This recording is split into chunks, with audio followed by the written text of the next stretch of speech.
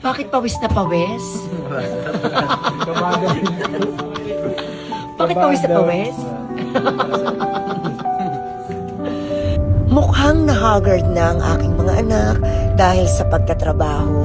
Kaya naman, naisipan kong muli ay makapag-banding kami ng aking mga staff.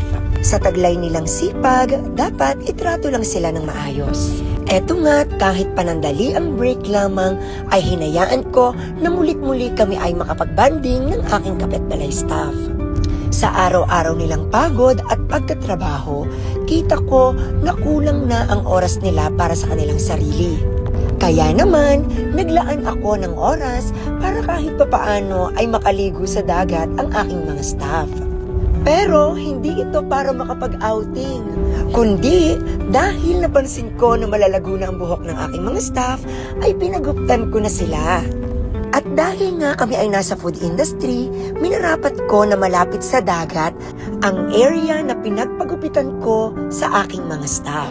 Para yung pinaggupitang buhok ay masigurado naming hindi namin madadala sa kapitbalay. At eto nga, makahalata ninyo na inaantok ang aking mga staff habang ginuguptan dahil galing sila sa closing duty at maaga ang kanilang call time para magapitan silang lahat.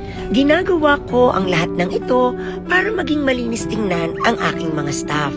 At bukod doon, para maipamutawi ko sa kanilang isipan na mahalaga na malinis silang tingnan.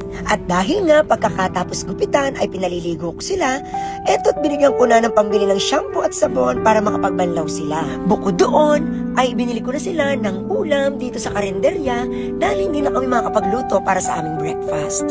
Espesyal na pasasalamat din kay Tita Lord na naggupit sa aking mga staff. Ito ay simpleng pamamaraan ko para maiparamdam sa aking mga staff na ako ay nanay nila dito sa kapitbalay. At bilang nanay nila, gusto ko ay maayos silang tingnan at hindi nila pinababayaan ang kanilang sarili kahit sila ay nagtatrabaho. Sa araw-araw na pagod ng aking mga staff, gusto kong maramdaman nila na hindi lamang pagkita ng salapi ang mahalaga. Para sa akin, mahalaga din na maintindi nila ang kanilang mga sarili. Ika nga, sa buhay ng isang empleyado o trabahante, mahalaga na maramdaman na pinapahalagahan ka. Dahil ito ay simpleng sukli sa bawat sakripisyo nila. At alam ko din na ang lahat ng aking sakripisyo at effort ay nakikita ng aking kapitbalay staff. Dahil sa araw-araw na kami ay magkakasama, nararamdaman ko ang kanilang pagpapahalaga. Ibinabalik nila sa akin ang kanilang gratitude sa pamamagitan ng pagsisipag sa trabaho at malasakit.